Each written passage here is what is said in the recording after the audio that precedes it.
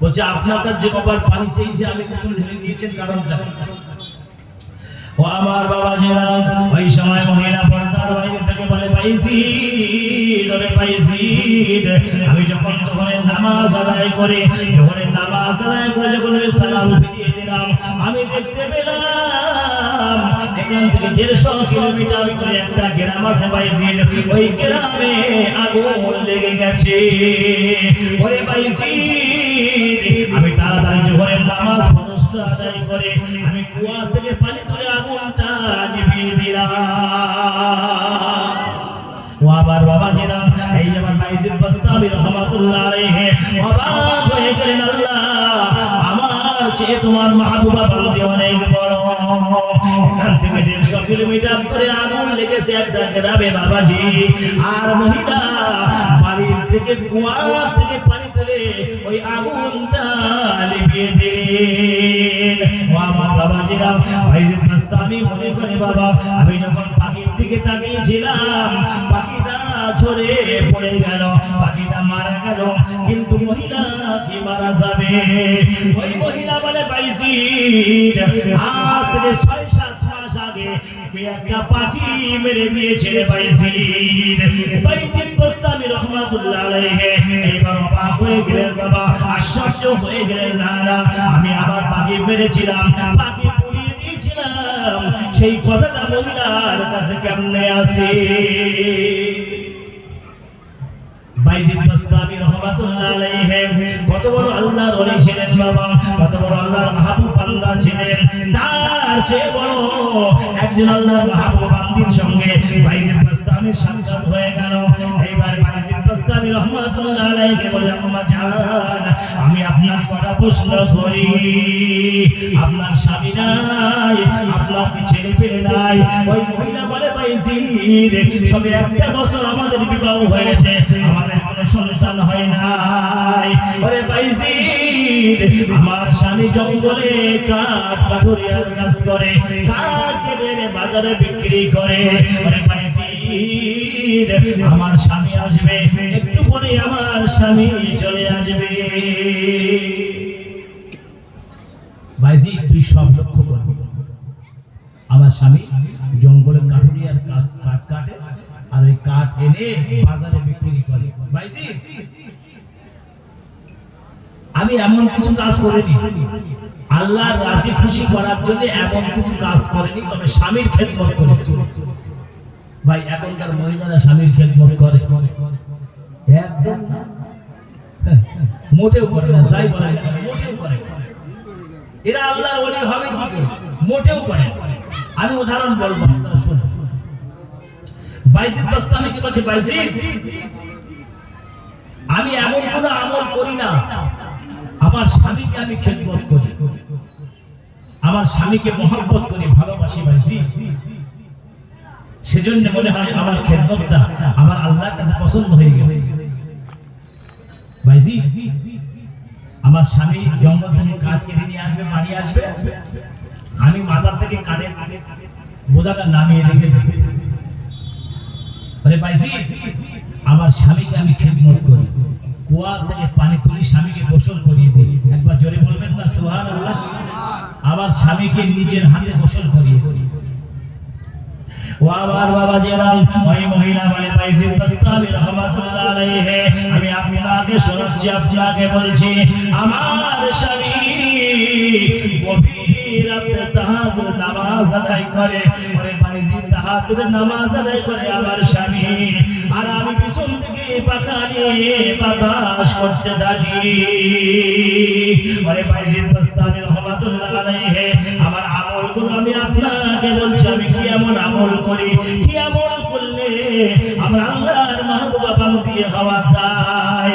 আরে বাইজিদ বাস্তামি রাহমাতুল্লাহ আলাইহি তুমি শোনো, আমার স্বামীর খেদমতটা আমি তোমাকে বলি। আমার স্বামী গভীর রজনীতে যখন তাহাজ্জুদ নামাজে নিয়ত করে দাঁড়িয়ে যায়, তাহাজ্জুদ নামাজে দাঁড়িয়ে যায়, আমি পাখা নিয়ে পিছন দাঁড়িয়ে বাতাস করতে থাকি। বাইজিদ বাস্তামি রাহমাতুল্লাহ আলাইহি অবাক হয়ে গেলেন, বলে কি মহিলা, হ্যাঁ কি আশ্চর্য। এখন আমরা যারা বাড়িতে এখন বর্তমান আছি, আমাদের যখন হাওয়া করার পাকা নেই, সুইচ টেপা পাকা, কি বলে সুইচ টিপলি পাকা করে। এখন আপনি মনে করেন নামাজ পড়ে দাঁড়িয়েছে, সুইচটা ওই সাইডে, আপনার মনে নেই সুইচ টিপতে, আপনার বউকে বলছে রহিমা সুইচটা টিপে দাও তো। আপনি এখানে দাঁড়িয়ে নামাজের নিয়ত করছেন, আপনার বউকে বলছে রহিমা সুইচটা টিপে দাও। রহিমা বলছে ওরা তো তোমার হাতে কি হয়েছে, সুইচ টিপতে পারো না? হ্যাঁ, সুইচ টিপলে পাকা চলে, সুইচটা টিপে দাঁড়াতে পারো। এই হচ্ছে এখনকার মহিলার বর্তমান অবস্থা কথা বলছি। তো এইটুকু না, এটাই শেষ না, এখন অনেক বাকি আছে, বললে রাত শেষ হয়ে যাবে। কিন্তু মা বোনদেরকে একটাই কথা বলতে চাই, তাদের ইবাদতটা আমার আল্লাহর কাছে কত গ্রহণযোগ্য হবে, তাদের ইবাদতটা আল্লাহর কাছে অনেক প্রিয় হবে যদি তারা তাদের স্বামীর খেদমত করে, স্বামীকে মহব্বত করে, ভালোবাসে, অন্তর থেকে ভালোবাসা, মৌখিক ভালোবাসা, দুটো অনেক তফাৎ আছে। আমার ভাই বাবাজিরা, বাইজিদ বাস্তামি যে মহিলার সঙ্গে কথা বলতেছেন, তিনি কত বড় আল্লাহর ওলি, কত বড় আল্লাহর মাহবুবা বান্দা চিন্তা করে। এখন বাইজিদ বাস্তামি বসে অবাক হয়ে শুনতেছে, কিচ্ছু বলে না। বলে আমি তো বাইজিদ মাত্র 12 বছর আল্লাহর ইবাদত করেছি, এই মহিলার মতো কষ্ট আমি করতে পারবো না। আল্লাহ কি কষ্ট না করেছি। ও আমার বাবাজিরা, এইবার মহিলা বলে বাইজিদ, ওরে বাইজিদ তুমি শোনো শোনো, রোজার সময় যখন আসে বাইজিদ, ইফতারের সময় একটা রুটি আমরা পাই, একটা রুটি কোনদিন ইফতার করি, একটা রুটি দিয়ে আবার সেহরি করি বাইজিদ। ওরে বাইজিদ, একটা রুটি দিয়ে ইফতার করি আর একটা রুটি দিয়ে সেহরি করি বাইজিদ। ও আমার বাবাজিরা, এইবার বাইজিদ বাস্তামি রহমাতুল্লাহ আলাইহি মনে মনে করে আল্লাহ, এই মহিলা তোমার মাহবুব বান্দি হবে না, আমি কি তোমার মাহবুব বান্দা হতে পারবো? ও আমার মাবুদ আল্লাহ, নিশ্চয়ই মহিলার ইবাদত বندگی করে তোমার দরবারে মকবুল হয়েছে। আল্লাহ তুমি কবুল করে নিয়েছো মাবুদ।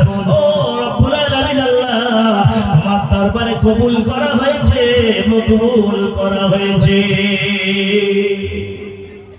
বাইজিদ বাস্তামি মনে করতেছে আল্লাহ, ওই মহিলা তোমার খাস বান্দি হবে না, আমি কি তোমার খাস বান্দা হতে পারবো? ওই মহিলা জীবনের সঙ্গে কত যুদ্ধ করেছে বাবাজি। মাহে রমজান যখন চলে আসে, মাহে রমজান যখন হাজির হয়ে যায়, একটা রুটি দিয়ে সেহরি করে আর একটা রুটি দিয়ে ইফতার করে, দুখানা রুটি। আবার বাইজিদ বাস্তামি বলছে, বাবা বাইজিদ, আমার স্বামী যেদিন কাঠ পায় সেদিন দুখানা রুটি হয়, আর যেদিন কাঠ পায় না সেদিন আমাদের সংসারে উনুন জ্বলে না। তাহলে কত বড় আল্লাহর মাহবুবা বান্দির সঙ্গে বাইজিদ বাস্তামি রহমাতুল্লাহ আলাইহির কথা হয়েছে, চিন্তা করে। তাহলে বাইজিদ বাস্তামি মনে করতেছে আল্লাহ, জোহরের নামাজ শেষে এই মহিলা দেখবে না, তাকে আমি দেখব। এই মহিলা দেখবে না যে 150 মাইল এখানে একটা গ্রামে আগুন লেগেছে, মহিলা কুয়া থেকে পানি তোলে আর সেই আগুন নিভিয়ে দেয়। একবার জোরে বলুন সুবহানাল্লাহ। ও আমার বাবাজিরা, আমি বাংলাদেশের জমিনে চলে যাই বাবা।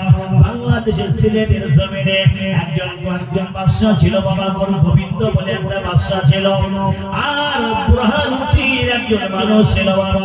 সে মানুষ বলেছিল, আল্লাহ যদি আমার একটা নেক সন্তান তুমি দান করো আল্লাহ, একটা গরু তোমার নামে জবাই করব।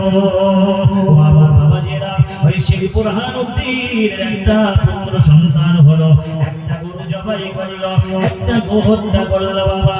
এই খবরটা গুরু গোবিন্দর কাছে চলে আসলো। ও আমার বাবাজিরা, বাদশা গুরু গোবিন্দ এবার ওই বুরহানুদ্দিনের সন্তানটাকে জবাই করলো।